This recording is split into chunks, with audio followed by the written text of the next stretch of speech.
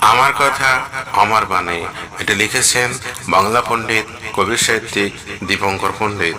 যারা ঘরে বসে ভিডিও করে নিজেদের চ্যানেলে ভিডিও ছাড়ে তাদের ভিউজ হয় অনেক বেশি, আর যারা প্রচুর দৌড়ঝাঁপ করে রোদে জলে কষ্ট করে দূর থেকে ভিডিও করে নিজেদের চ্যানেলে ভিডিও ছাড়ে তাদের ভিউজ হয় অনেক কম।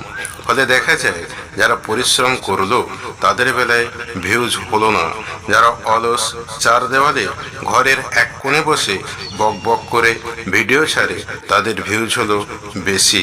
এখানে দেখা যায় পরিশ্রমের মূল্য দেয় না, আর অলসরা সাফল্য পেয়ে জয়ী হয়ে যাচ্ছে। আমার কথা আমার বাণী, এটি লিখেছেন বাংলা পণ্ডিত কবি সাহিত্যিক দীপঙ্কর পণ্ডিত। গায়েতে সাদা সাদা লম্বা লম্বা দাগ দেখা যায় চিচিঙে, খরমুজ বা তরমুজ, পটল, দোয়েল পাখি, কাঠবেড়ালি, জেব্রা, বড় তিমি, হরিণ, এদের প্রত্যেকের শরীরের মধ্যে। কিন্তু কেন? আর তো কারো দেখা যায় না।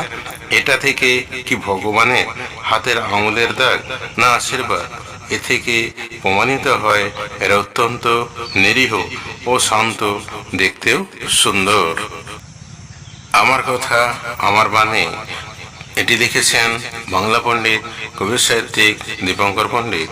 কেঁচোকে অঙ্গরিমাল প্রাণী বলে, সিংহ হাতিকে পশু বা জানোয়ার বলে, টিয়া শালিককে পাখি বলে, কিন্তু কাঠবেড়ালি, ইঁদুর, ছুঁচো ও গিনিপিগকে কি বলে?